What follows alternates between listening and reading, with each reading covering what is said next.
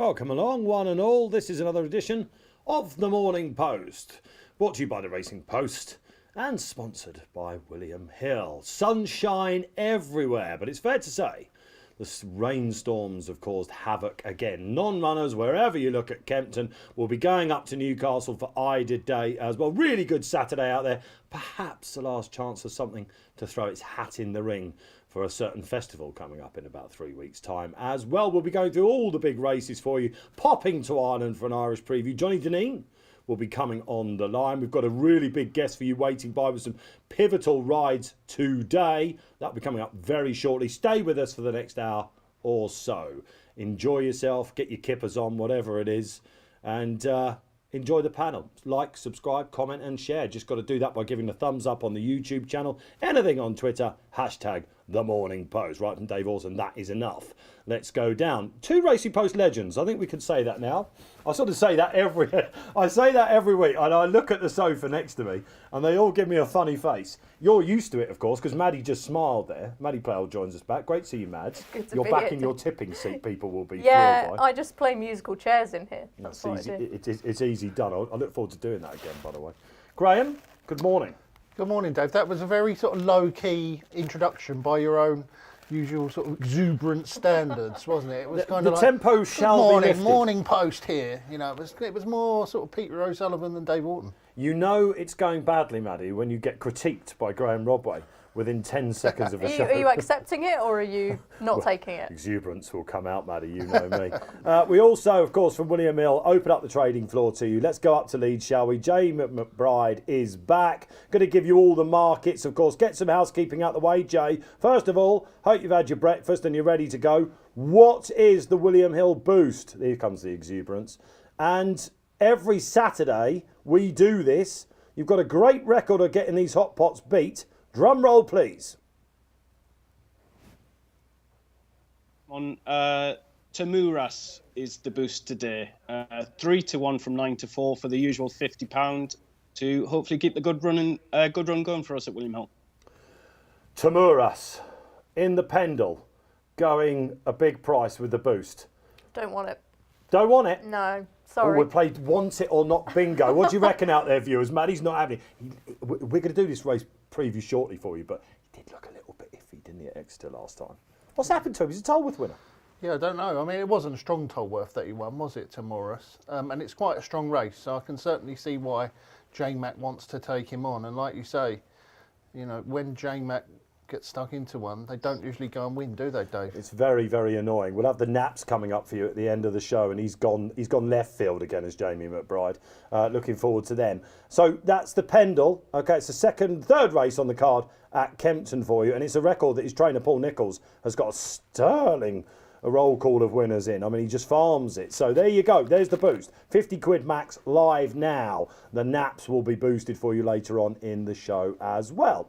Okay, while we wait for our guest to gather himself on his way to Kempton, sort of teasing this, we have an ambassador waiting along the line. Shall we get into the preview? Shall we just go for it? This is what people love. They often go, stop waffling, Orton. Stop looking at the papers. There's the Racing Post today, by the way. Have you had a hand in any of this, Mads? Not the front page, but plenty of detail inside. Did cracking the puzzle if you flick forward a couple of pages. Hang on a minute, I'm a presenter.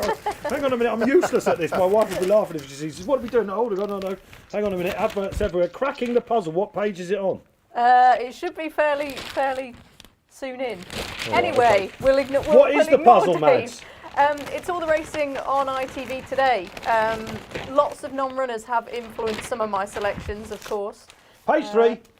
There you are. Cracking the puzzle. Gives you a rundown of my fancies today and who I think could be worth backing a little bit of value. But as I say, lots of non-runners has changed the shape of many of the races. So looking forward to getting into that. Seeing who G-Rod fancies, seeing who you fancy, Dave. Yeah. We're going to keep it jumping for you, preview-wise, out there, but there's a big card at Southwell. We should just mention that, shouldn't we? Lord North is coming back out. Heard a lot talked about Lord North by particular tipsters here at the Post, as well as being the lay of the century and stuff. I don't know. I think he's got a right old chance. Well, yeah, I mean, he's the form horse in the race, isn't he, Dave? I mean, this race actually gets me as excited about as some of the jumping today, really. It's strange. I was always a really big jumps man. I would always much prefer jumps, but nowadays I just can't wait for the flat to come back. Some competitive racing and some real top class horses. And finally, we've got some good one going, haven't we, Lord North? A proper Group 1 horse. I've just seen your tip in cracking the puzzle. You have to go to page 3, but you're taking him on. Yes, I am. Look, I think he is the class horse. Graeme said that, incredible to do what he's done in the Dubai Turf for the last couple of years. But I do think this track and trip is not really what he wants. The all-weather tracks at Lingfield and Southwell, I can't say Southwell. I can't bring myself to say it. It just doesn't the locals sound right. will be up in arms. They're very different, and I think this will place an emphasis on stamina and grinding it out and slogging it out. And it is a prep, ultimately, for the Dubai Turf again, that he's going to try and win for a 4th year. Remarkable, really. So I fancy Military Order, who on his classic sort of prospects last year, well, he finished last in the Derby, didn't he? And then he sort of thought, well, he's gone by the wayside and that'll be the end of him. But it was actually a really good run last time behind Enemy over this course and distance in the trial. And he's got that grinding, strong staying style. I'd expect him to come forward from that run. And I think he's good value to beat him anyway. You'd expect him to be aggressive on it, I think, as well. And Godolphin are once again, normal service resumed, winners all over the planet, aren't they? So, look, that's the 325 at Southwell. You've got the Eva Stakes as well. 245, slightly later start there today. Clarendon House, absolute worldie, and that broke the track record. Long odds on at the minute. We'll go to Jamie McBride and maybe get some prices there. But it's now time to go to our guest. I'm in trepidation at where Sam Twiston-Davies, William Hill Ambassador, is right now. Shall we see if we can beam in and find him? Oh my lord, there he is.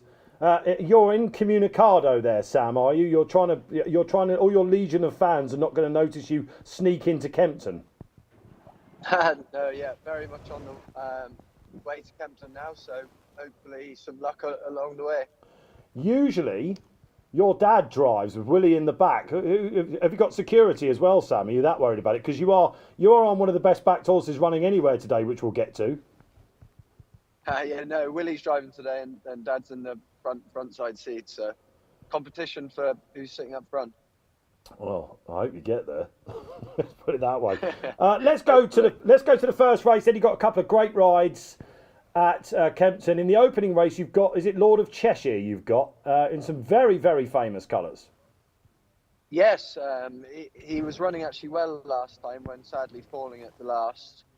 Sim's in good form. The form of the race hasn't worked out overly well in the horse of Anthony Charlton's has been pulled up at Ascot last weekend, but he seems in good nick, so hopefully he can put that behind him. His schooling has been good, so hoping for better. Yeah, on the Warwick run, he won't mind the ground, obviously, will he? Does probably nodding along with this, I imagine. There's lots of non-runners today, Sam. That sort of race is cut up a little bit, but you'll have no problems with that. Is he a sort of big field or small field type? No, he's very versatile. Sorry, I'm having a nightmare of me phone there. I dropped it. There's Dad nodding.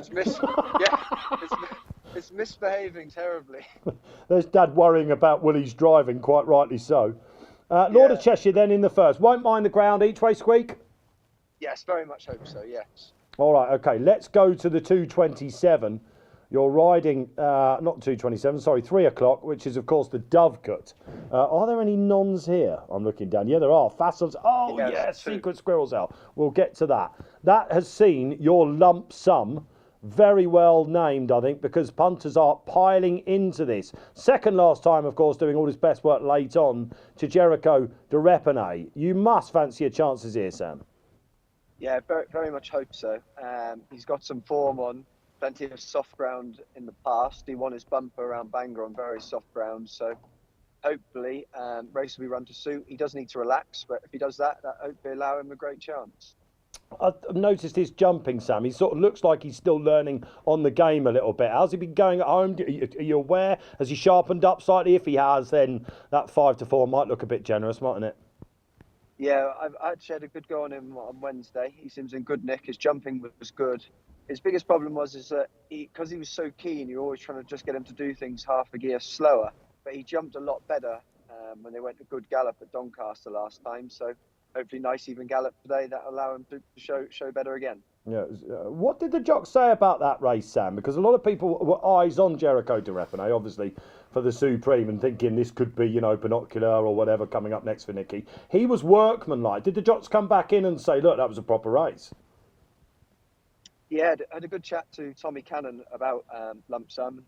He said he thought it was obviously a nice race, good ground. They finished well, and it was obviously a classy race. I mean, you had the three of them finishing very much close together, but even so, our lad is learning on the job all the time, and hopefully that will see him hopefully go well today and have a massive future ahead of him. Yeah, I think he has, Sam, and we wish you well on that. At the 3:37, you're on another gambled horse, and Maddy, this is one you like, or you have liked in the past, Blackjack Magic. Am I right in thinking that? Yeah, I really liked him at Ascot earlier on in the season. Won the Badger Beers, didn't he? Really likeable horse. Things didn't go to plan, I don't think, last time. I spoke to Anthony Honeyball yesterday. He said he will love the ground. Love the ground, Sam. You're around about 9-2 with Hills for the feature handicap. Yeah, getting good vibes from Anthony and the team down there. Thought Kempton would suit him well. He just pitched 2 out at Sandown last time.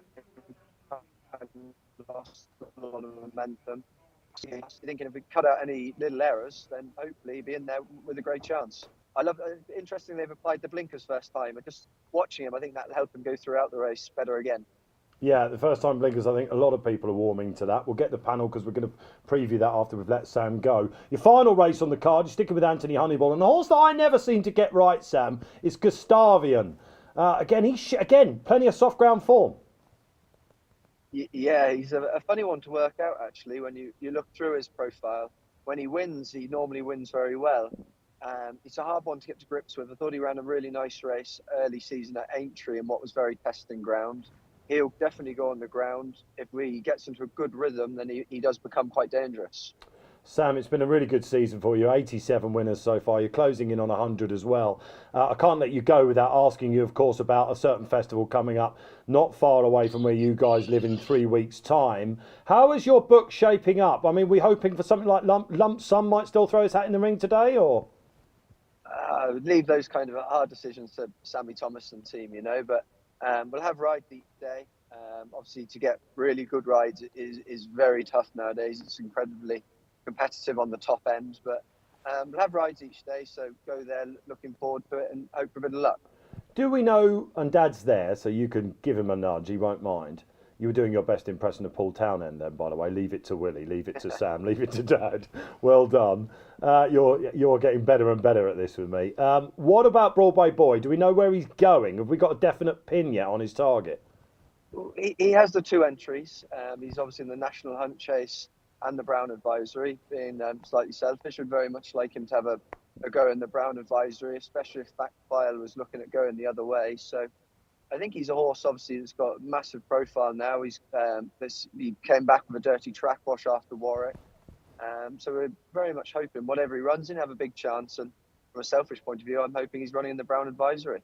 Did you reverse Patrick Mullins' impression there, didn't he? Patrick always wants one for the National Hunt. You're hoping there. Well, we know he's going to love Cheltenham. It's good to hear that the team are in good form. Sam, have you got a ride in the National? You've probably got something obvious that I'm not thinking of. No, I'd love one if anyone's offering. We've got Good Boy Bobby we have in there, but very unlikely to get in. So it's very much a case of throw your hat in the ring, try and ride some winners and advertise what you're capable of doing, and hopefully pick up one of the lightweight ones, maybe. Yeah, okay. Well, if you've been looking out there this week at the National, the weights are out. We're going to have a little chat about it after we let Sam go as well. He's money back if your horse doesn't run. So non-runner, no bet basically there with Hills on the National. It's building up fever for that. Sam, fantastic stuff. We wish you and the guys wells. And again, I'll believe it when I see it that you've got there with Willie driving. What's the best chance today? You're going to say Lump Sum, obviously, aren't you? Let's just get it out of the way.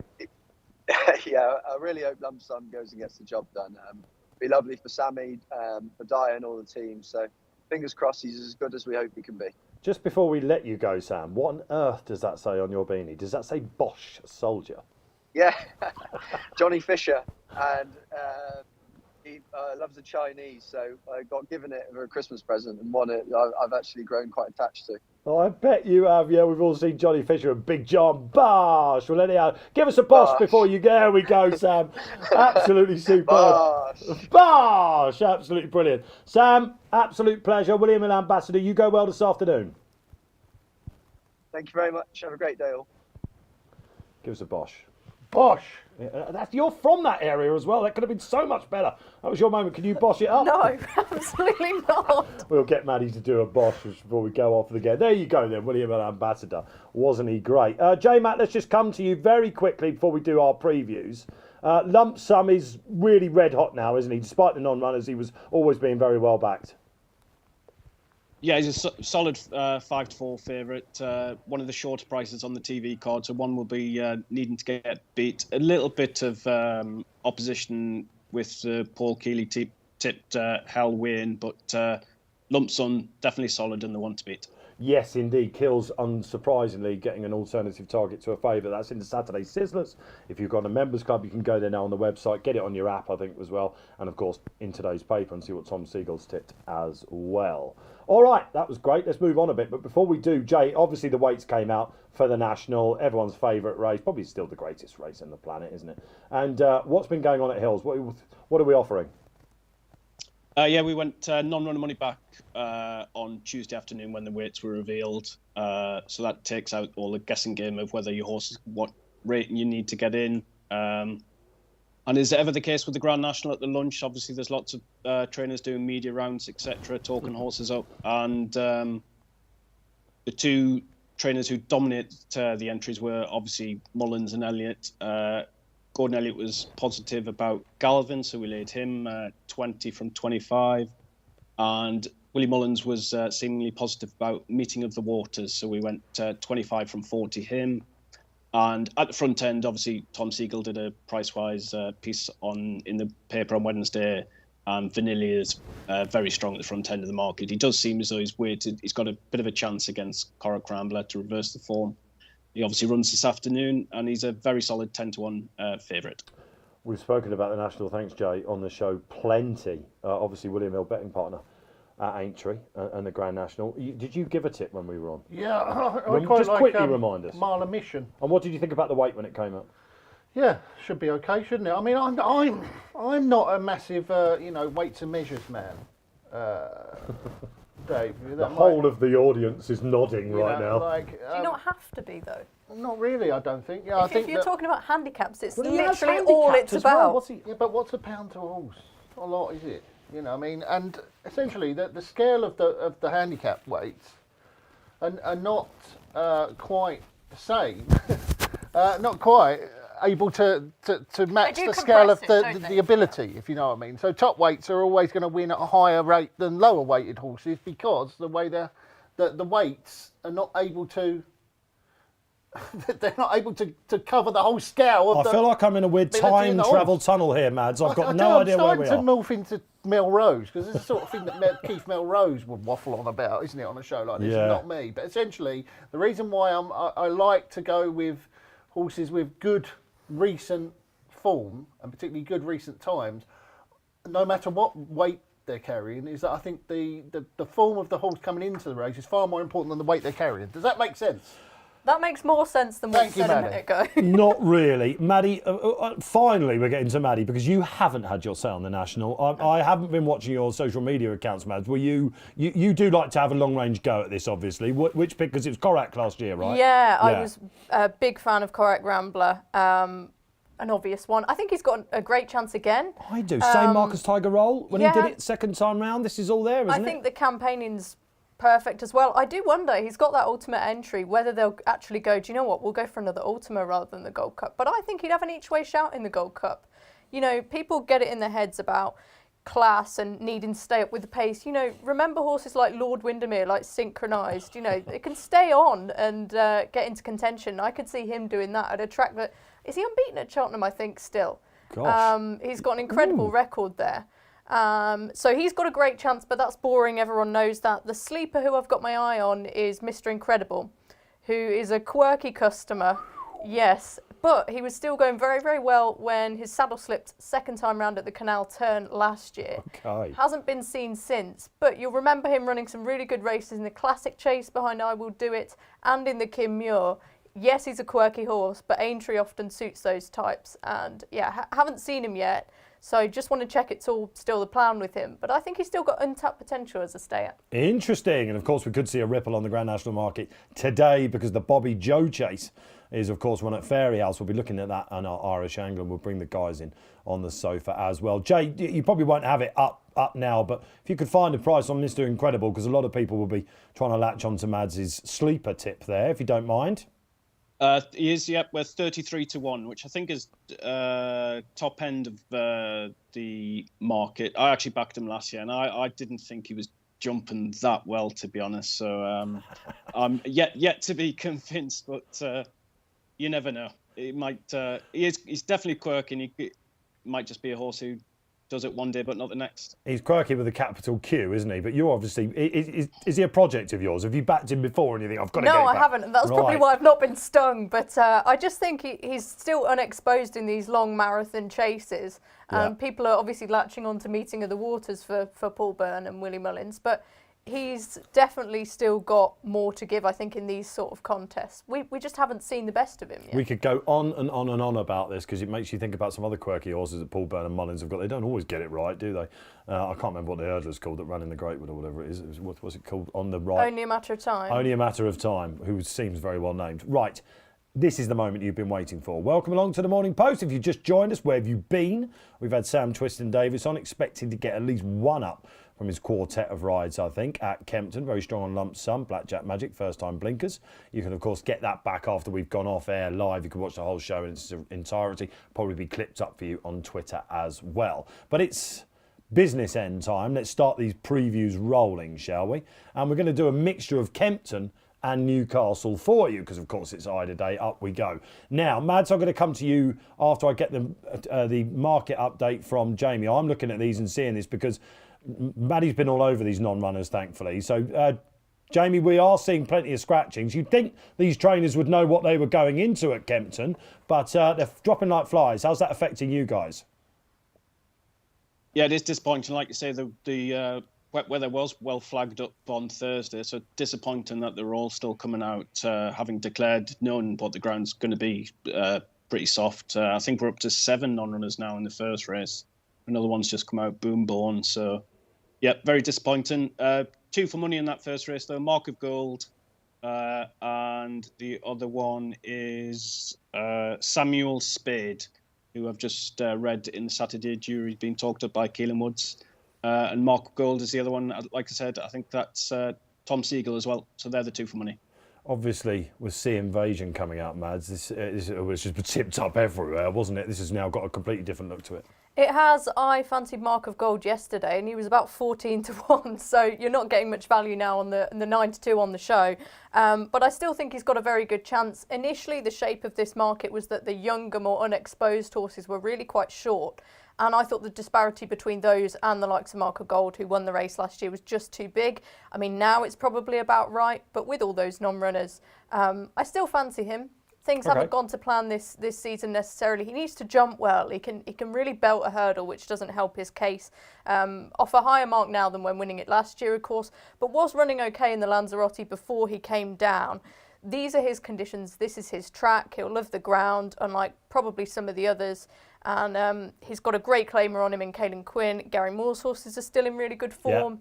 Yeah. And I think he's got a good chance. But it's a difficult race, this to start off with. It looked tricky already, G. Like I say, it does. Listening to Maddy, it sounds like it's becoming even more of a puzzle. Where are you landing? It definitely has now, yeah, because I thought Sea Invasion was an absolute certainty. But well, you could say that now, can't you? He's not running, is he? So now it's wide open, the race. I would give a shout to In From the Cold, who is a massive price.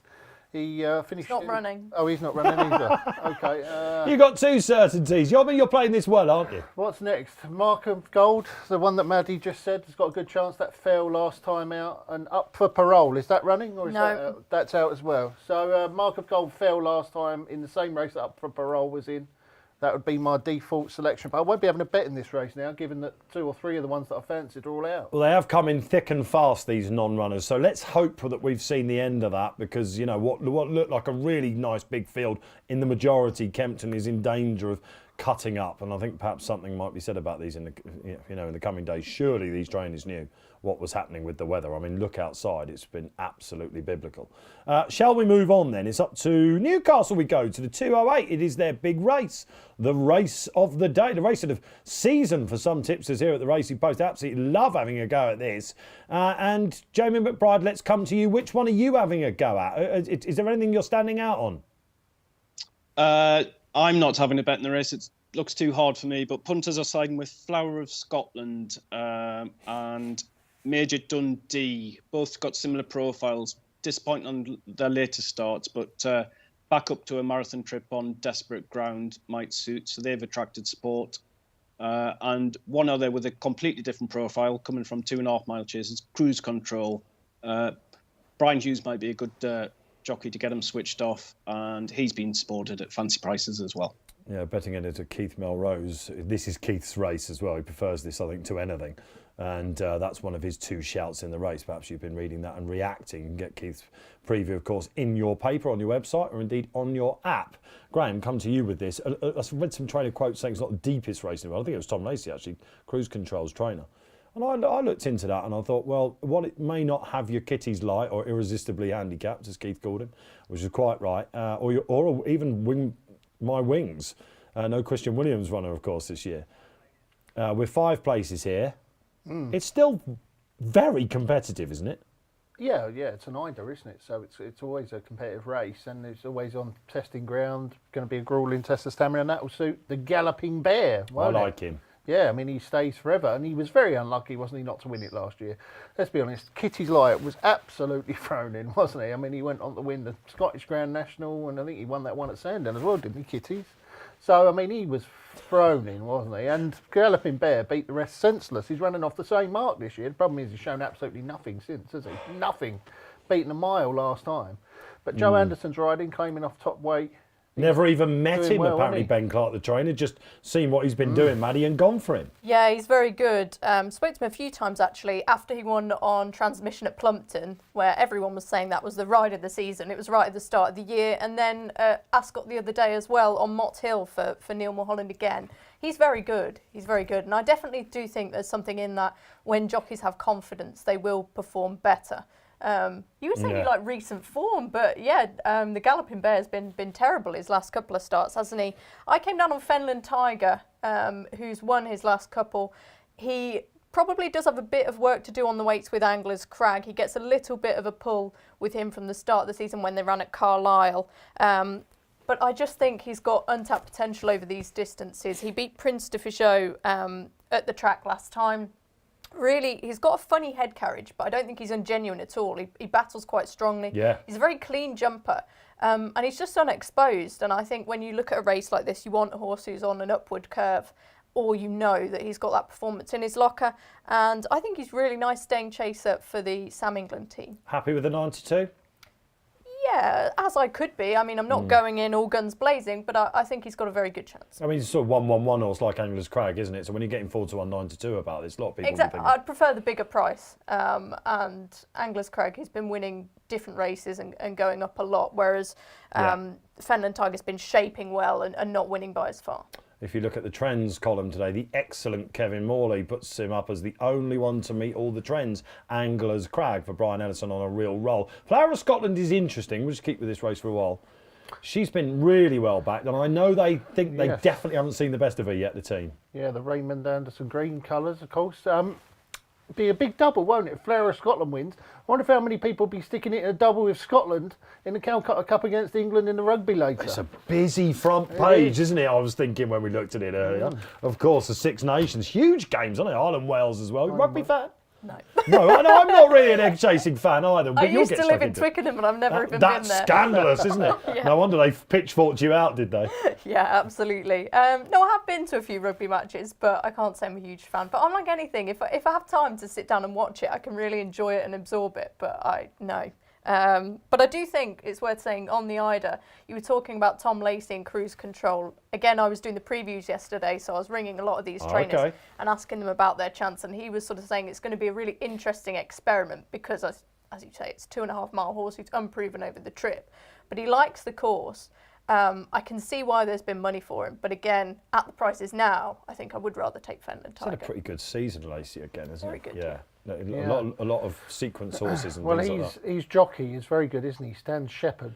You're a big fan. Big fan of Stan Shepherd. Yeah, I think he's I want to excellent. reference your power rankings, but He was sometimes very you high just on my can't help power it. rankings. You've got that tattooed on your back. He'd have been right up there, would he, Stan? He was, yeah. He Great was one, right up jockey, there. of course. Yeah. Yeah, okay. Very All good. right. That's the Ida. What do you like? Get your comments in. Let's hear from you out there. I know the community chat loves this show every Saturday, and I'll see your comments after I've done it. Let us know. Get involved. But back to Kempton we go. Sunbury-on-Thames. Talking about Tom Lacey.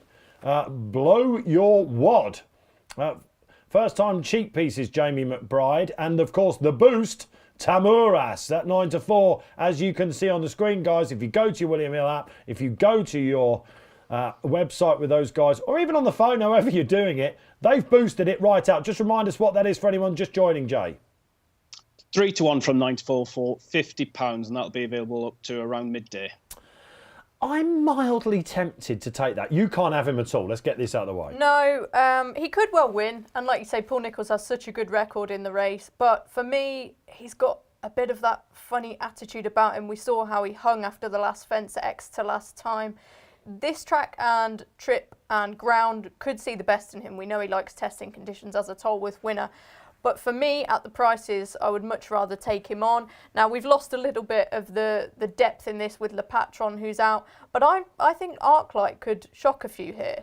Look at her form. It just keeps getting better and better. Oh. She beat 4 subsequent winners at Exeter earlier in the season. And then last time, she easily beat Marsh Wren, who, of course, for Stuart Edmonds, went over to Thurles on Thursday and won that listed race easily.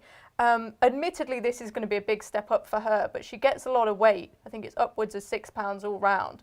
And she just jumps so well. You know, she's one of those who's come chasing almost as you know, why not give it a go after a good juvenile hurdler career? And she's really made the most of it. And also another angle I think is interesting to this race is pace. She could be forward enough. And horses like Blow Your Wad, Tamiris, they can get out of a rhythm at a key stage in a race, especially on ground like this. And I think she could be the one to inflict defeat on them this afternoon. She's an annoying mare. That's a bit harsh. I backed her on the flat a lot, and she's 0 from 6. I thought Mark Prescott was 100% going to get a race out of her. And what is she doing being so good over fences? So I'm annoyed. And I've never really been with her, but the form is stacking up. Ground? Yeah, she'd be fine. Fine. Again, annoying. She's got no right to be doing this. She should have been running in, I don't know, Ascot Stakes and all that sort of stuff. A rare one that Sir Mark didn't quite get right, but Nikki did. One of 2 big mares coming up. Does Tweed Skirt still run, by the way, in the next race? I'll let you look at that, Maddy. Let's come to you, Graeme, with this. Blow Your Wad, now the money horse. Tamuras is being taken on. These markets, guys, will move. It is a thumbs up on Tweed Skirt. We're going to get to that. Very happy to hear that. This is a big one for you as well, isn't it? I remember the running order. I've seen it. Yeah. Pembroke surely will win this race. Talk me into this one. Well, last time out is one of the best pieces of form in the race, in my opinion. I think that JPR1, although people are going to laugh at me, I think JPR1's really good chaser. I think he could win the Arkle, you know. Second was Matata. Second was Matata. Is that Twisted Davis? I should have asked Sam about that, shouldn't I? Yeah, Because yeah, someone put it up to the Arkle for me yesterday. I was like, What, Matata? I thought it was talking about, I don't know, the Lion King or something. Hakuna Matata's got more chance of appearing in that, I think, than winning an Arkle. It was a very solid time that day that JPR won in at Finsfield. Very solid time. And Pembroke just wasn't quick enough to go to pace. I mean, he's not a 2-miler, is he? I read your comments. All of his best forms are over and I watched it back. Have you obviously, I was quite happy to dismiss Pembroke, I've got to say. No, I think it was a really strong effort. I thought he warmed into the race. I wanted to see really more nicely. from him. I don't think he's a natural jumper. I'm just taking him on. You'll take him on. I'm happy that you're I so think big on that it. come 2.5 miles, they won't go quite as quick, and it won't matter whether you know, when they go a slow pace, it's easier for these horses to jump round, isn't it? I think that flat track 2.5 miles would be ideal for Pembroke. He likes soft ground. I think he'll win. What do we think leads then, Mad? You had an idea, did you? About I think Artlight could go forward for sure. Blow Your Wad, obviously he's got the headgear on the cheek pieces for the first time. Loves Kempton. Tom Lacey's saying that he hopes that just sparks him up and makes Stan Shepherd's life a little bit easier earlier on in the race. But yeah, I think Artlight can apply plenty of pressure here. But I do think if I wasn't supporting her, then I'd definitely be with G-Rod. I think those two are the ones I'd be interested in, especially at the prices. Let's just home in a little bit more on Tamuras from your point of view. I mean, he did throw it. I mean, he actually got beaten by a decent horse, but who might well win at Cheltenham.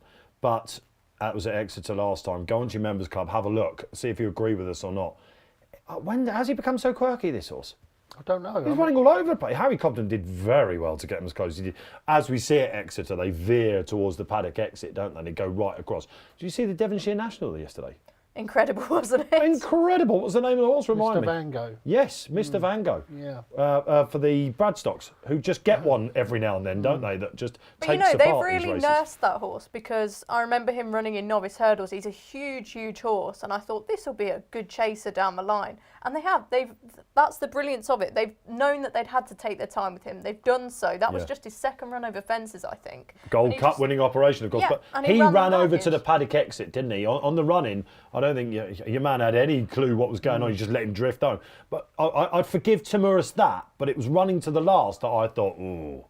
Yeah. I'm not sure about this, but would you bet against Harry Cobden not getting it right here today? It's one man that's going to get the best out of him. He will love the ground. Yeah, probably. Yeah, you're right. But I've just never warmed to the horse. I don't think he's that good. You know, I mean, Yeah. he's a Grade 1 winner, but it wasn't a Grade 1 race that he won, was it? Well, a lot of Tolworths, there is no Tolworth anymore, you know what I mean? He probably put the race to bed winners like that, didn't he? You know, and you could think about the Harry Fry horse that won a couple of years ago. I tell you, if there is, I like the other outsider as well, Soul Icon. He wants this trip. I think he ran better than the actual finishing position last time out. He was staying on after becoming outpaced. Right. I think he might Is improve. that in the for Nickelback race? The Wayward Lad one? Nickelback and what was the horse that won it? Master Chewy, Yes, wasn't it? Yeah. So the form's all right, isn't it? Nickelback coming out and win. Obviously, Master Chewy was behind Pembroke, wasn't he, in the same race that Joe Bell won? So form all ties in. So I like the two outsiders, Pembroke and Soul Icon. Well, he's just gone 20-1 on your say. So fantastic. All right, that is the Pendle. Let's go to hurdles, shall we? We've heard from Sam Twiston-Davis, our William Hill ambassador, who is riding the hot favourite Lump Sum. We're going to go to the Irish angle soon for Johnny Dineen. I heard him talking about it in the week on Up in the Ante. He basically said, got a right old chance. He's got Fiercely Proud to fend off again, Maddy. No Jericho de Repene. Firstly, I asked Sam what the jocks were talking about that race. Always interesting to know what they thought of it, because it looked a bit muddling last time at Donny, and he was the finisher.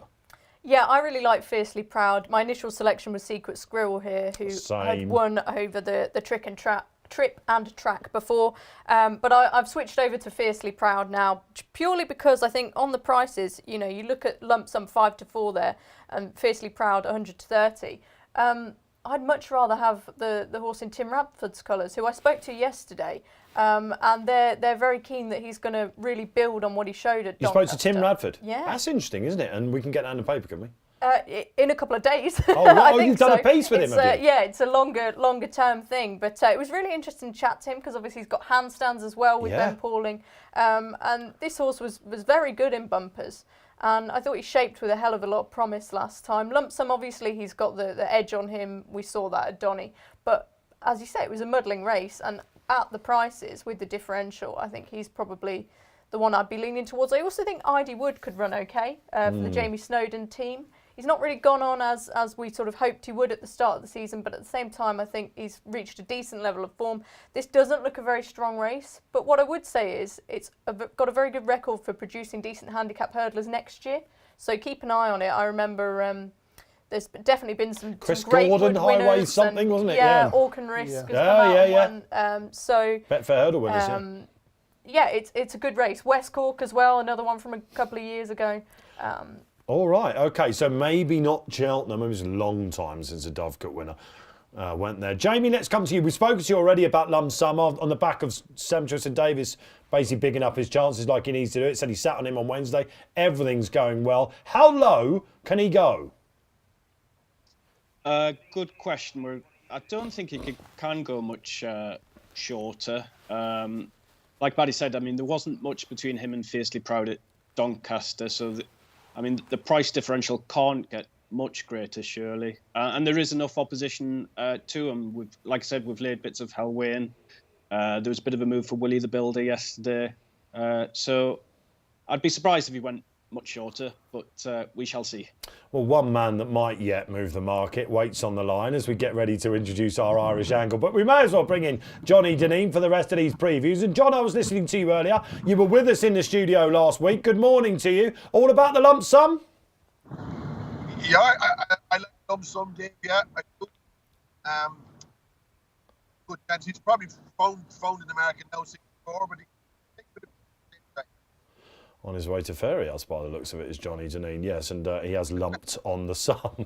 Great to have you, John. We'll come back to you shortly. G, you give us your word on it. Ben Pauling could do little wrong at the moment, which is... all of his mates call him Ben Appalling, and at the moment he's in anything but appalling form, aren't they? Yeah, no, I'm not sure about this form, this Doncaster form. You know, I was very disappointed with Jericho de Repenay. I mean, they talked him up like he was some sort of champion, and I thought that he was decidedly average. Now, maybe Henderson's left a little bit to work on there. Mark Walsh said after the race it was a slowly run race and it didn't suit him. And it's quite possible that we didn't see the best Jericho de Repenay there. If we didn't see the best Jericho de Repenay there, then I can't have the ones that finished just behind him.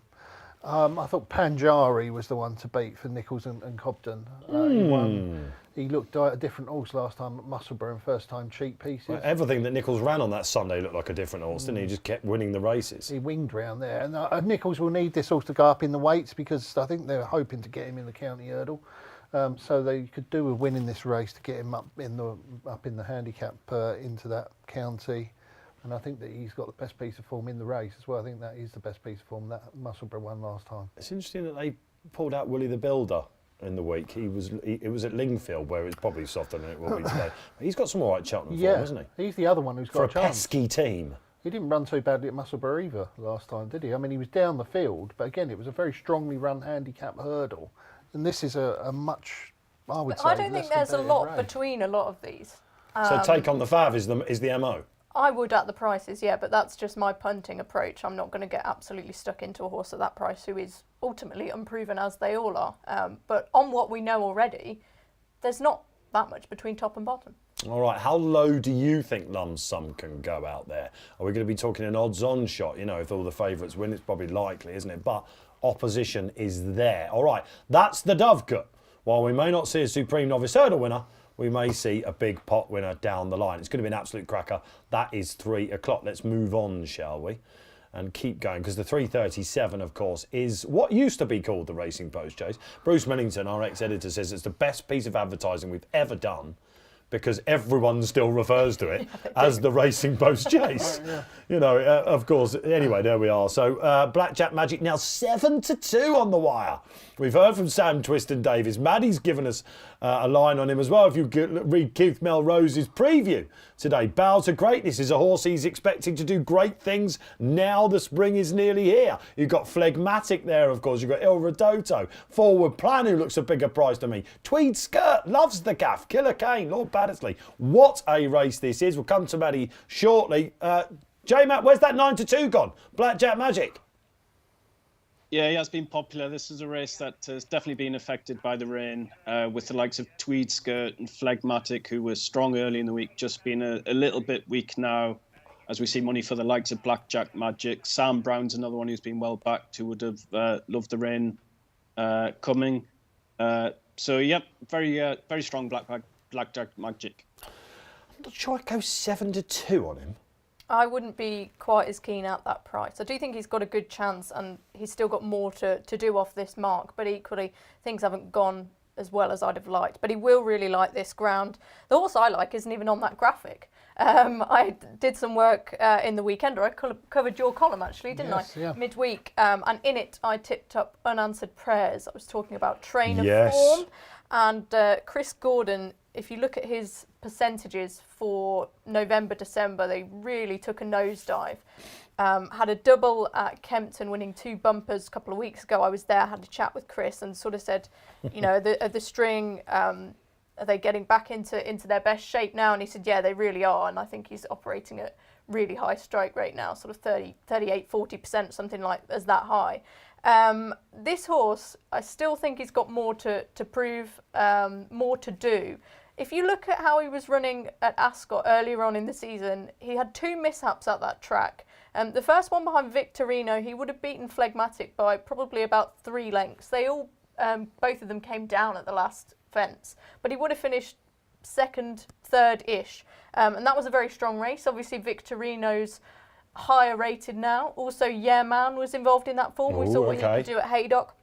He's on a really competitive mark. He's had a wind up.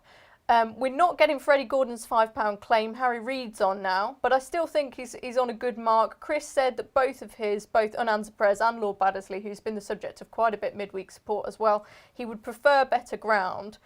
But Unanswered Prayers won when it was pretty heavy as a novice hurdler.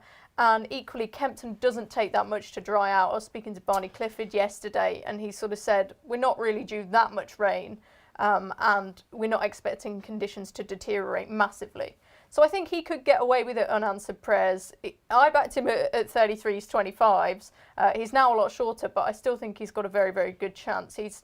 He's a bit tricky in that I think he bled when he ran at Newbury last season, but he should stay this trip. I think this is the trip that he wants. They've been building up to it for a couple of seasons, and he has got really good form if you go and look back through it. So although his form figures look a little bit suspect with the Fs and the URs, Chris's horses were in terrible form. He would have admitted that earlier this season. And even still, Unanswered Prayers was running well, and he was a little bit unlucky. Would have been placed in some of those big Ascot handicap chases. So he's my selection. I think he could run really well. Bow to Greatness, you mentioned. Ben Pauling said he just hasn't really got a handle on him yet. Second in that big handicap chase to Midnight River at Aintree. He thinks he's really well handicapped. So those would be my 2 for the race, Bow to Greatness and Unanswered Prayers. Both hopefully on their way back. I'm smiling that you said he hasn't got a handle on him yet. I think they've had some targets in mind for him, haven't they? Let's put it that way. Picking up a couple of things you said, Chris Gordon used to have an association with his horses being best on a firmer surface. The reason being, when Chris was maybe not the trainer he is now, he used to inherit a lot of horses off Paul Nicholls, and they would always have problems. If Nicholls had problem horses with backs, and Chris was the guy to send them to. And older viewers will remember that. It has totally changed. If you looked at Lingfield in the week, he had a very, very well-backed novice winner. Beat a horse at Dan Skelton's called Home Free. I can't remember the name at the minute. You'll see it if you're looking at your apps and your website. You're right. He's coming back with a vengeance. He had a very well-backed runner in the bumper of the last today as well. I think it's called Chesh. It's a debutant in the Baddesley They like colours. him, yeah. Yeah, he's a good horse, I think. And when the money's down with Gordon at the minute, especially at Kempton, take note. So, very compelling case, Mads. G. Yeah, I love this race. It's a great race, isn't it? The Racing Post Chase, like you say. I mean, it's great that Coral have stepped in and sponsored, though, isn't it? Because to get a big pot for this race, it's more than they earn at Cheltenham a lot of yeah, it's an absolute. Well, Christian Williams drew massive attention to that, didn't he, a couple of years ago, when he said, I'm just looking at why would I want to go and run this at Cheltenham? I've got absolutely no chance, but yet I can pinpoint these very valuable handicaps. And it's been a great way of target training. After Racing Post stopped sponsoring it, looked for a little while like it was going to disappear into the abyss and not into and now it's really come back and it's a competitive handicap. And it always was associated with horses who were stepping up in trip, wasn't it? Well, the Il Ridotos. So Il Ridotos of this world, for example, going up from 2.5 to 3 round the tight turns at Kempton. How do you think they'll ride him today, just quickly? Because very interesting. I never seem to know how they're going to ride him. He used to hold him right out the back. Then, of course, when he won... when he beat Fugitive, they were aggressive on him. We saw what he did, of course, at Cheltenham under Bryony. I never know where this guy's going to line up. I don't think they'll go to the front, do you, Maddy? I think they'll line up. I'm not saying they'll be forceful, but I think they'll be. I don't think they'll be holding him up and riding him as if he doesn't stay. I think they'll be giving him a chance. But I wouldn't expect him to go miles clear or anything like that. But needless to say, the one that I fancy is Forward Plan. Who, again, for me, has got the best piece of recent form in the race when he was second to Annual Invictus last time at Doncaster in the Great Yorkshire Chase. He was the only horse that day who got in the race from off the pace. Annual Invictus went off a million miles an hour and kept going. The third was prominent, fourth was prominent, fifth was prominent, and the only horse to come from off the pace was Forward Plan. The ground, I suppose, would be a slight concern. Right. I was going to say, sounding like a broken record, I spoke to Anthony Honeyball and they were umming and ahhing over whether they were going to run him or not. Very kindly, he rang me back after I initially spoke to him and said, I've spoken to the owners, we really do want to run, we're going to let him run, but they're not 100% sure about it. I don't want to sound like Tom Siegel, although it's not a bad thing probably in your career. If the airman last week showed us that you shouldn't get too bogged down, excuse the pun, about horses and ground. None of us could have him last week because of the ground. Yeah. And he went through it like it was good to firm. Another one last week as well was Mott Hill, who I discounted thinking that the ground was going to be soft at Ascot. you, It it's was a actually nightmare. good ground at Ascot last week. And let us not forget Newbury a couple of weeks ago, where we were all expecting a complete bog and good to soft, good ground horses were all dominating. Maddy's already said that She Kempton has. dries very quickly, so it might not be as bad as everyone thinks. It might not. It might be, but it might. We don't know until they run on it. Yeah, we got the first race being over. So look, after a couple of races, by now we'll know. I thought Tweed Skirt was another player. I'm surprised she's as big as she is. Johnny, let's bring you back in here. Is the 3:37 at Kempton a race you'll be having a pop in? It doesn't seem like your sort of puzzle to solve. No, I'll be giving this one a swerve. With the condition, I didn't really fancy anything. I've given them that race, but it sounded me that so I don't even know what's running. I was not running, but I was putting that. Johnny breaking up a little bit. You He's old enough to translate- understand as it is, John. Translate for us, please. That was a real curveball. John, we'll try and get your line a bit better. We know you're in transit. Okay, all right. So that is the Saturday previews done. All right, okay. I'm not going to ask you for best bets on the card because it might well be a nap. I think it probably is, isn't it? Yeah, okay, all right.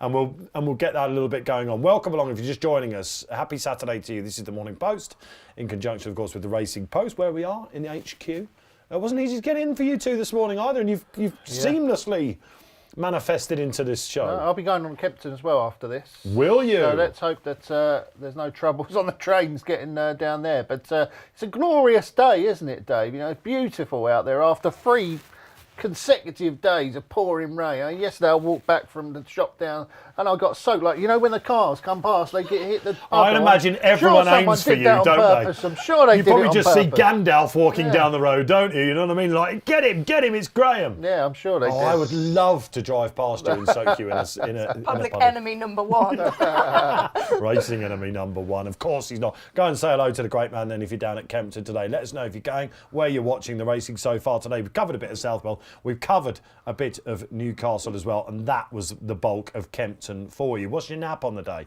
Let's hear it. There's racing all over the gaff at the minute. They're in Riyadh, aren't they, and all that sort of stuff. Riyadh, lots of racing in Dubai as well, isn't there? I mean, there was big races there yesterday. The UAE Oaks, was it? And the Balanchine, I think, was one of the big ones. English Rose was very impressive, I thought there. I hate to say it because, like I said earlier, but we're coming up to Cheltenham, but I'm actually really into the flat at the moment. I'm looking forward to the Lincoln, Dave. Oh, yeah, right. It's not long, is it? Yeah, all right. I kind of relate to it though, because you miss that competitive nature of a lot of races at this time of year, and flat racing can often seem a little bit more clean cut, whereas at the moment we don't really know who's running where. We've got the handicap entries, but we don't know a lot of the weights. Grand National weights have come out, so we're still after that little bit more of information. Things will become clear in the next couple of weeks. It's much more of a guessing game nowadays, jump racing, than it ever was, isn't it? I mean, 10, 15 years ago, we kind of had a good idea about what was going to run in this race, where was going. Now we're sort of all waiting on Willie to see what he does that Saturday, Sunday before Cheltenham. And when we get to Cheltenham, I'm going to be buzzing for it like everyone else. But at the moment, I'm finding it hard to get into the build-up because I just don't know where all these superstars are going to run. There is a seamless link. You don't know how you do it sometimes, do you? But I'm going to link from that. It's the biggest guessing game out there. You need as much help as possible. We are giving you free access.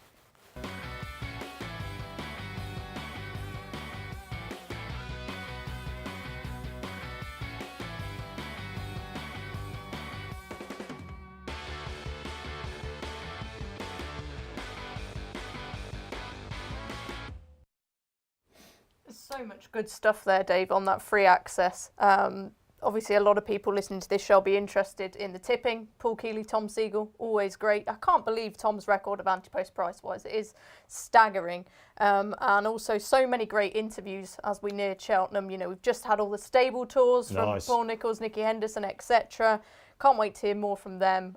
Really is great access. So editorial bustling their muscles with the tipping as well. It is a competitive game here. What are you going to contribute to the free access? I'm sure that there'll be plenty of stuff from me, Dave, but I've actually been... You are actually in tipping, aren't you? Just to remind you. Yeah, I think so, yeah. I've actually been a bit lighter this year. Usually I have my Festival Fridays column, of course, but yeah, not this year, Dave. You're still doing punter versus pro? How's Still that going going? on punter versus pro, yeah. Do you know the scores? I love reading them on the app and on the nose emails. I actually really enjoy playing the game, you know, and the punters went for a golden spell at the start of it when they absolutely ditched me. But since the restart, I am back in front. Yeah, you're Dave. I think that is so difficult to do, though, if we're honest. We can all give Graeme a bit of stick, but if you do it yourself, you realise how difficult it is. And especially when it comes to tipping before the big events. You know, if you're tipping Monday for Saturday, that's so tricky, you know, without knowing the conditions, the final fields, what trainers are targeting what races. But yeah, that's why they pay him the big bucks, right? So well, Maddy can come back again, you know, because she's just given me a pass. Well, Maddy's in both departments, so she played that very, very diplomatically, I think. All right, well, shall we try for the Irish angle? He's on the road. He's probably, God knows what he can see down there. He is across the Irish Sea. But Johnny, are you there with Fairyhouse in mind? Can you hear me now? Yeah. Ah, well, for now we can. Johnny, let's race through this because they look like I counted 4 odds-on shots on the card at Fairyhouse today, and Theatre Native in the opener might well go there as well. People will be doing all the accas. What can you tell us? Look, Theatre Native starting off. That's going to be short. Look, it's throughout in Clonmel, Tucson. It was 2-1 or so last night. Gouster is another score probably hard. I thought he'd would win, and I think the last race will win. Was there another one? John, we're struggling to get you, mate. We appreciate all your efforts, buddy, and you know Johnny will do anything for you. He's such an accommodating tipster. It's ridiculous, and we've even managed to get him on the show in the car on his way to Fairyhouse. I heard him say Jouster. Actually, have you had a look at Fairyhouse? I've not had a look at Fairyhouse. Do you look at Irish cars on a Saturday? Is it? Or yeah, are you have to when you can. I've not had a look at this one in this case, purely because yesterday I was looking at previews in Britain and ringing trainers all over the place. But yeah, Irish is so dominant these days. You just have to look at every single race, and there's so much depth there as well. Speaking to Tim Radford earlier, and he was saying that's one of the big issues he thinks there is in jump racing at the moment is this Irish dominance, and a lot of his fellow owners are having their horses trained with Willie Mullins, with Henry de Bromhead, rather than in this country. And of course back, you know, even 10 years or so ago, it was so different. He was telling me about Summersby, by the way. Oh, yes. 8 Cheltenham festivals that horse went to. Mick Shannon stroke Henrietta Knight. Yeah, incredible. But yeah, he said that's one of the things we really need to get on top of it is prize money and figuring out how we can retain our owners in Britain rather than them preferring to go to Ireland. So. And this is coming out... I don't know, Dave. Oh, right, OK. The hierarchy will tell you, will they? Come on, Tom Kerr, we want that out. But it is interesting because Henrietta, of course, it's been quiet return, hasn't it? But I don't think she'd mind that too much. And I wondered whether Tim Radford might give her a couple of stores or something like that, or maybe they've got a couple coming through. Anyway, he's got one in the first at Newcastle as well, Tim, today, hasn't he? He has, yeah. Laura Morgan's horse. He's got his horses split between Laura Morgan and Ben Pauling now. The name of I'm going to get there on the app, and it's called Rocket Ronald. How could we forget that? Big eye catcher at Leicester as well. Well, I think I'll back it today. Yeah, he's got a decent horse called Handstands, hasn't he, as well? I think that's his. Ben Pauling's talking that bad boy up, isn't he? Yeah. Handstands. He really likes Tell of a Name as well. He was an absentee from the Betfair Hurdle. He has got sort of 7 or 8 better than anything he's had before, he said, Ben Pauling. He's the each-way horse at the moment, I think, in the Supreme for a lot of people. Anyway, let's have a look at Fairyhouse. Jay, let's bring you back in. Open up the trading floor at William Hill. I mentioned to Johnny, unfortunately, I think the signal we've just got to give up on now.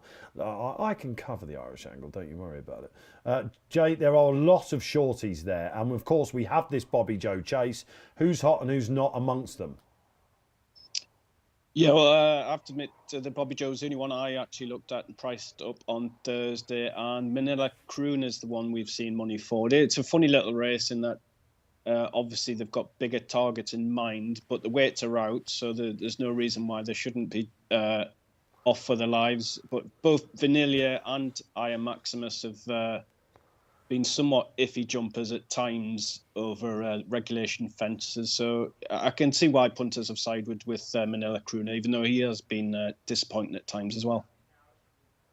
All right, okay. All right, so he was very much on the fence there, but they both should be off for their lives. I love that saying. Yeah. Vanillier or I Am Maximus? Vanillier? I Get a think lot of I weight have to from him. go with Vanilla, yeah. Yeah, okay. It's right-handed track, isn't it? Yes. Yeah, I'll have the other one then. 'cause I Am think he's Maximus, better who going Keels that way put up round. for the Grand National when we were on the show a couple of weeks ago. That's a really good tussle. Apparently Gordon Elliott runs a rocket in the bumper as well. Wish you well there. Let's hone in on the Supreme Novice Hurdle and talk about Cheltenham as we come to the business end of the show. We pick up the pace. And what have we got then? Oh, this is absolutely horrible, isn't it? Where's Tully Hill on that? Oh, we've gone to the Barring Bingham, have we? I was about to say. Oh my, a mystical power. 3-1. Johnny, and again, shows you how little you know. Jay, I should say, Jamie. not Johnny. Sorry, yeah, 3-1, 3-1 mystical power. Yeah, obviously there's 3 big name Mullins novice hurdlers. They're all in the Supreme and only 2 in the Barring Bingham. So best guess at the moment from me is either Ballyburn or Mystical Power will end up going in pin trip. I've no idea which one will, but I would have thought only one of them will as well. So Mystical Power is one we want to keep on side because I do think if he went in this race up against the likes of Slade Steel, Il Atlantic, etc., he would go off a warm favourite. But as I say, it's still a guessing game, and 15 days until we get the Supreme decks and we can get some final answers. Oh, I don't know, Jamie. I think we might have to wait until the Sunday or the Monday, mightn't we, to actually, do you remember in Berra Pass last year? That was a last-minute curveball. Willie does this, doesn't he? I'm not going to get into the politics of this because we're coming to the end of the show, but it is getting a bit boring. Let's actually play the guessing game, though, shall we? That's a nightmare, Maddy, isn't it? It is a nightmare, and I think the problem facing them is Ballyburn is the best that they've got. But the only thing is, the other horses they have in the Supreme, which they've got incredible depth in with the likes of Tully Hill, Mystical Power, etc., don't think they necessarily want to go up in trip, whereas Ballyburn's proved that he stays 2.5 miles. I think if he was trained by Willie in a normal year and he didn't have this much depth in the Supreme, he'd be a Supreme horse. But they want to maximise their chances in the other race, and if they want to win both, it might mean they have to go to the Barring Bingham with Ballyburn. I really like Mystical Power for the Supreme anyway. As I mentioned, I don't think he's a horse who I'd be interested in stepping up in trip, purely because the way he races, he's quite keen, he's learning on the job, and I think the fast pace of a Supreme could suit him very well indeed. And then Tully Hill, he's almost your archetypal Mullins Supreme horse in that he's a strong stayer at the trip, goes from the front, can dictate the pace, slow it up and then quicken again. So that's where I sit on it currently. Ballyburn, I think he is the best of the bunch, and that's the predicament they're in. If it was a normal year, he'd run in the Supreme, but they want to win as many races as they can, and if they do that, they probably want to go to the Barring Bingham with him. Let's get the market up then, because Maddy's referencing Tully Hill, who you would have seen very recently coming out and throwing the whole thing back up in the air for us. And J-Mac, just what price is Tully Hill for the Supreme, and what price is Ballyburn for the opening race? We are evens Ballyburn and 4-1 Tully Hill. I have to admit, I was working last Sunday and we were top price after the race, Tully Hill. I was seemingly one of the few people who wasn't that impressed by him. I thought he got an easy lead and his jumping was still a bit ponderous at times. So if it does transpire that Ballyburn ends up going up and tripping, we can lay Tully Hill as the favourite on the opening race of the opening day. I think we'll be happy to oblige punters. My guess is that Ballyburn still goes for the Supreme. And I think that was a bit of a curate's egg, that Tully Hill run. I looked at the form of it, and the Edward O'Grady horse, it's no flies on him, is that right? He definitely wants further, and he messed up the last. And the second Gigaro, if that wasn't having a run for a handicap, I don't know what ever will. I'm just rubbing my hands together because it just means you're going to get really nice prices about other horses in the races on the day. Nice, Maddy. Maddie. So I'll be looking further down as we get close to the time. G, just quickly on this. I think that Ballyburn will run in the Barring Bingham. I think that Tully Hill will go off favourite for the Supreme. Think he wins then? I think he'll win the Supreme. You do, Tully Tully Hill. Hill. There you go. I think, Polarising I opinions. think Ballyburn are running the Byron Beam. I think that Gidley Park is a really nice horse going forward. He probably wants really soft ground to have any chance in that race, but I do think like he might him. have a better chance in the Albert Bartlett, but I can understand why they want to go for the shorter distance And race. the other one I was quite interested in the Supreme at huge odds was Beat the Bat, who I could see running really well. Harry Fry's also. I think they were trains trying to Gidley get Park. another run into him to get him into the county. That's That the makes thing, isn't sense. it? Yeah. Because 4 runs now, But of course. Hills are going non-runner no bet. I think they're 25 to 1 or something on Beat the Bat. I mean, he had an impossible task trying to give £7 of Dysart Enos at the track last time. I mean, gonna be that's brilliant, isn't it? absolutely impossible. I mean, if there was a market on best British trained runner in the Supreme, I'd non-runner no bet, I'd be all over Beat the Bat. Because I don't rate Jericho de Repone now. All right, strong opinions. Yeah, okay, we could go on plenty about that. Let's move on to the Triumph, because this is another shorty, isn't it?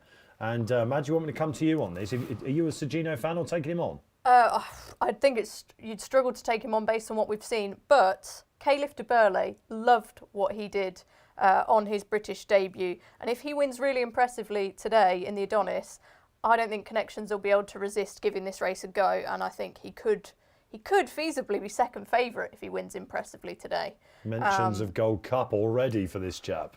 Yes, he looks like a chaser, doesn't he? The way he jumped hurdles, it made him look like a chaser.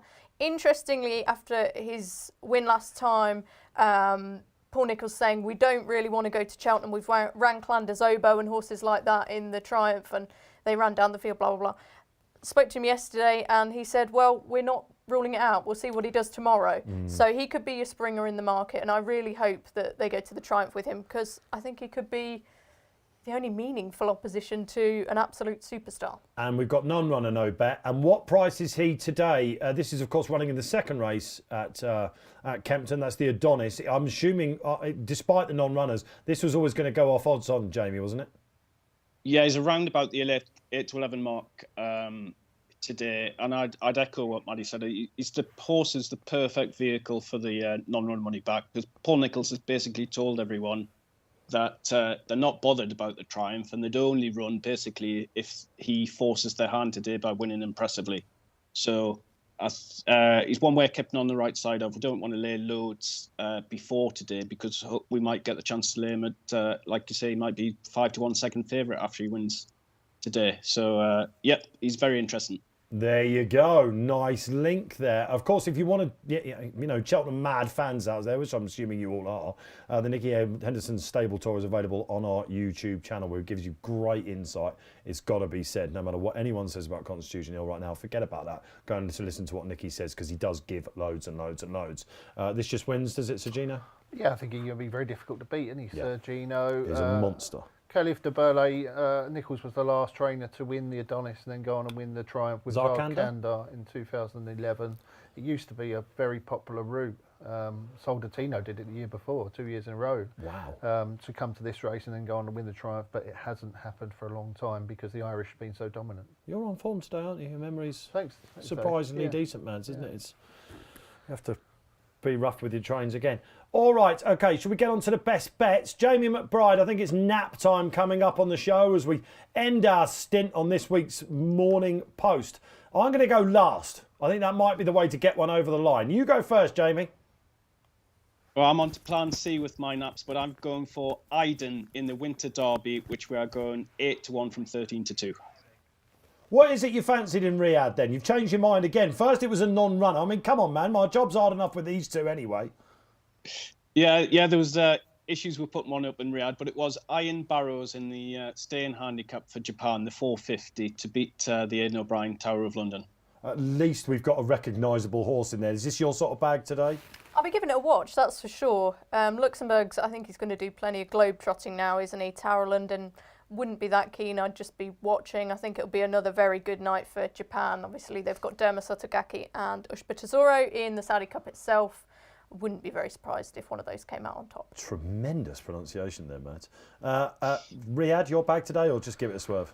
I'll probably watch the big race, the Saudi Cup. I'm not sure I'll watch the rest, but it's a big up-and-coming part of the world racing-wise, isn't it? Saudi Arabia. They're hoping to make it as big as Dubai in 20, 25 years' time. They're talking about putting lots of tracks out there.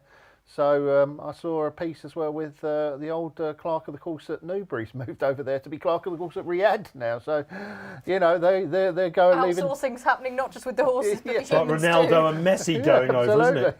They're leaving no expense spared to get it right out there. So let's hope it works out. So on to your nap then. Despite me trying to talk you out of it, you're going for Pembroke. Yeah, Pembroke for me, 2:27 at Kempton. I think that the step up in trip will really suit him here. About an hour and a bit later then, Mads. Yeah, I'm going to Unanswered Prayers. I made my case for him earlier. I just think he's running now at a time when Chris Gordon's horses are in far better form. Still think he could be well handicapped. Do like Arclight though. Should Next be my best next you've given best. us. Yeah, have an extra one. Why not? Absolutely, quite right. Extra places, extra naps. Come and on, Maddy Dave. as Let's well. go. Drum roll for I'm not ready Come yet. on, I'm not ready yet. I'm not You'll ready break yet. this stuff. Do you know what worked out? I'm not the only one who's not had a nap yet going. Kills is very quietly sitting on this Is show, he? getting all the love and all the adulation. Whereas I put my hand up. But let's give us the boosts first and foremost. Everyone can see mine anyway at the top of the list. Oh, he's 7-4 now. That is short for St. Seagull in the 3:43 at Chepstow. James Best gets on. I think that might rejuvenate this chap, and I think he'll just prove too good. But what are the price boosts, Jay, just before we move on all of these? Because you can get them now live up until midday, right? You can, yep. Whereas 7-1 from 11-2 Pembroke, 18-1 from 12-1 Unanswered Prayers, and 5-2 from 7-4 St. Seagull. That Seagull. will be more like my bag. Thank you, Jamie McBride. All right, and this is the one. Good luck, Dave. I'm right behind you to break this long losing run. We've been going since October. We're still waiting, mate. If you see the close-up comment at the end of St. Seagull, if he doesn't win, God damn it, I'm doing them today. All right, so enjoy them. All right, brilliant stuff. Jamie McBride, fantastic stuff from you as ever. Go well, man. Thank you. Same to you, yep. Same time next week, Dave. Short and sweet as ever from Jamie McBride. J Mac, of course. I was watching some around Wick and Flemington earlier this morning. He's got a better strike rate, I think, though, hasn't he? Yeah, well, you like a bit of Australian, don't you, Dave? You know. I do. Same time next week, yeah. You're back on? Back next week. Looking forward to Absolutely it. superb. Enjoy Kempton today? Yeah, look forward to that. Lovely day, isn't it? Can't wait to get out in the sun and watch them jumping. Absolutely brilliant. I'll be stuck inside doing Chepstow for the Post. What are you doing, Mads? On the late shift today, so Joy. Yeah, 1:30 start. But we'll be covering some of the racing, no doubt, and trying to get that Tim Radford interview sorted out, hopefully. And we look forward with bated breath for that because he's one of the legends, absolutely. As are you out there. Thanks for watching the Morning Post. Thanks to Johnny Dineen for trying to get in. That was a little bit of a broken signal there, but we'll probably have DJ him back on the line as well. It's fair to say I think John quite keen on most of those shorties over there in Ireland for you. It's been absolutely fabulous. Loads of sport out there this weekend, as the front of the Racing Post shows you. Enjoy it.